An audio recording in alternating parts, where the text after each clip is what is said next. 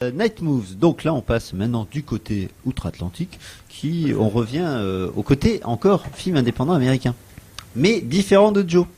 Bon, bref, Kelly Richard, qui sort son nouveau film, donc interprété avec Jesse Eisenberg, que certains ont pu découvrir dans Les Insaisissables ou dans le très excellent Social Network, évidemment. Dakota Fanning, qui s'était un peu égaré depuis La Guerre des Mondes avec Twilight, et Peter Sarsgaard. Enfin, elle était déjà très jeune. Si elle s'est égarée à partir de La Guerre des Mondes, ça fait égarer. Non, mais moi, ça faisait longtemps que je l'avais pas vu. Moi, je l'ai revu que dans Twilight. Si tu veux. Oui. C'est pour ça. Après, elle a peut-être fait d'autres choses, mais je l'ai revu que dans Twilight. Ouais. Et Peter Sarsgaard, que moi, je me souviens que de lui dans Garden State. Voilà. Donc, c'est l'histoire en fait de 3 activistes. Donc Josh, Jesse Eisenberg, Dina en anglais, mais c'est avec un E, donc je pense qu'on dit Dana. Donc Dakota Fanning et le dernier c'est Harmon, joué par Sarsgaard.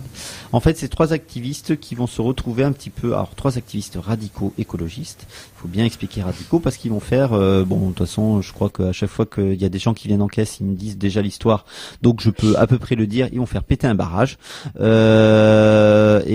voilà. Et après, il va arriver un truc qui va un peu les secouer et remettre en cause leurs convictions. Peut-être pas leurs convictions, mais les remettre en cause, on va dire, humainement. Voilà, mais je vais pas forcément dire ce qui arrive. L'autre et Tournant Perlin. Mathilde, si tu nous écoutes, Samuel est en train de s'étouffer. Voilà. Paix à son âme. Voilà. Alors, il voulait dire quelques mots. Je vous l'avais dit que j'allais avoir du mal de finir l'émission. Ouais, voilà. Vas-y, je t'en prie, continue. Voilà, Mathilde, c'était ses derniers mots. Maintenant, il va nous quitter. Donc voilà. Donc c'est le nouveau film de Kelly Richard. Alors, j'ai pas vu ses précédents films qui étaient Wendy et Lucy et La Dernière Piste. Mais bon, c'est une réalisatrice indé. Qui a été donc récompensé pour ce film au Grand Prix du Festival de Deauville américain 2013, donc l'an dernier. Et donc à l'inverse de Joe, qu'on a plutôt l'habitude de voir, vous n'avez pas parlé trop du réalisateur quand même, David Gordon Green, qui vient aussi du pur film indépendant américain avec Joe. Il avait réalisé L'Autre Rive, qui avait été produit par la productrice de Terrence Malick. C'est Terrence Malick qui avait découvert David Gordon Green. Et après, il s'est un peu égaré avec des grosses comédies américaines comme Pineapple Express ou Votre Majesté avec Nathalie Portman. Alors, j'ai jamais vu. Et voilà. Et en même temps, il revenait dans les films indépendants.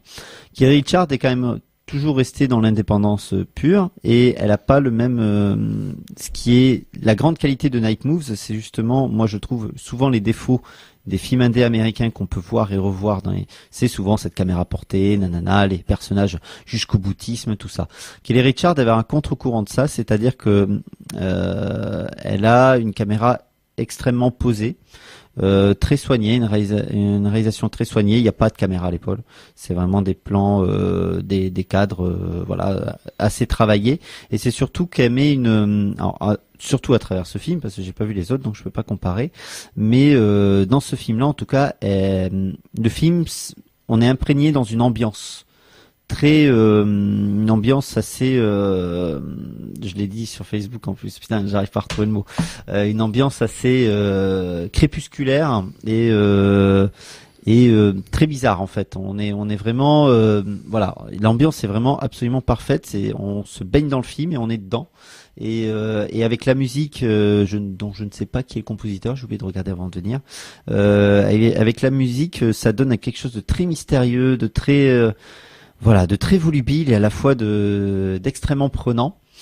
Et c'est la grande qualité de ce film-là, au-delà des interprétations des 3 comédiens, qui sont bien. Hein. Bon, après Jesse Eisenberg, j'ai vu dans la bande-annonce, bon, que Télérama, mais il n'a pas vraiment, enfin si, ils mettent une absurdité en disant que c'est un des plus grands comédiens de sa génération.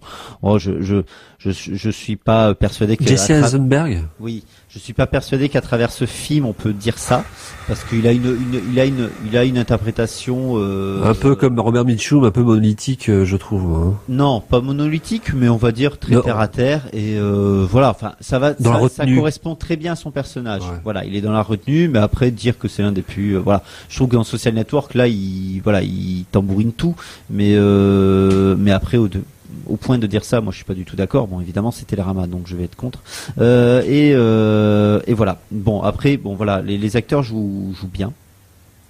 Voilà, mais c'est surtout la grande qualité, et c'est pour ça que je ne peux que conseiller d'aller voir le film. C'est l'ambiance qui s'imprègne du film et dont on est imprégné jusqu'au bout en fait. Et ça c'est très bien.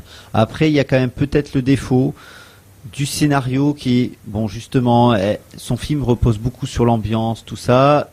Limite elle en oublie un peu le scénario, d'approfondir quelques trucs. Voilà, peut-être le scénario on pourrait le voir un peu léger par rapport à ce qu'elle raconte. Justement, on pourrait y voir par rapport à des activistes radicaux, une certaine forme de critique, tout ça. Elle chasse sur le terrain du film politique, c'est ça? Même pas. Moi, je pense pas. Je sais pas ce qu'a mis Chloé, mais moi, je l'ai pas perçu comme ça. Je pense qu'elle prend 3 personnages radicaux qui, voilà, ils décident de faire péter un truc. Il va arriver un truc qui va pas remettre en cause leurs convictions, mais qui va les remettre en cause un petit peu humainement, et qui a une certaine forme de, peut-être pas jusqu'au boutisme, mais de fatalité dans tout ça. Et voilà. Après, est-ce que c'est un film politique? Moi, je ne pense pas. C'est plus un film vraiment, elle est sur l'humain plus que tout. Elle aurait pu approfondir un peu plus dans les personnages ou quoi que ce soit. Au final, sa vision est très fataliste et plutôt, on va dire pessimiste aussi, et assez. Après, il faut aller voir le film, évidemment. Je dirais pas la fin, mais une fin plutôt ironique. Voilà. Est-ce que je peux te proposer des propos de oui, Chloé, peut-être justement pour que tu puisses rebondir. Après, j'ai dit. Après, pas besoin forcément de relancer, ne serait-ce qu'en rebondir et avoir un petit peu. Je vais pas être d'accord, mais on l'a vu ensemble sans le vouloir. Et oui, dis-moi mais je pense savoir ce qu'elle a pensé. Tu l'as vu avec elle sans le vouloir. Oui, c'est-à-dire je de la précision. Non, mais je veux pas avoir de détails. Voilà. C'est juste, je relevais la remarque. Alors, Night Move. Je ne sais pas trop dans quelle catégorie ranger ce film. Thriller psychologique, film à suspense ou film noir, pourquoi pas. C'est en tout cas indéniablement un film à atmosphère. La mise en scène paraît classique, mais pas tant que ça. Les êtres et les choses sont filmés comme en suspension. Le rythme est très lent, pesant, mais on avance comme happé par cette atmosphère. Le film joue sur les codes du film à suspense, contretemps dans l'action, voiture qui ne démarre pas pourtant, mais sans les rendre justement spectaculaires. Et c'est ça en fait qui fonctionne. Et là, contrairement à Joe, je trouve que le film se débarrasse de tous les codes et les clichés. Je vais faire une pause parce que je crois que mes petits camarades sont morts de rire parce que je suis en train de... On a l'impression qu'il s'étouffe. On a l'impression qu'il est complètement bourré en train de lire le mail. Bah ouais, en fait, c'est bizarre cette émission. J'ai commencé hyper speed. L'impression justement que j'en avais pris. Et là, je tombe un petit peu. C'est les contre-coups en fait des produits des substances illicites que j'ai pris en fait en début d'émission. Et maintenant voilà. Bref, revenons un petit peu à la chronique, un peu sérieusement. Blablabla. Et là, contrairement à Joe, je trouve que le film se débarrasse de tous les codes et les clichés du film indé. Ce qu'il est pourtant, je trouve cela assez excellent dans la forme.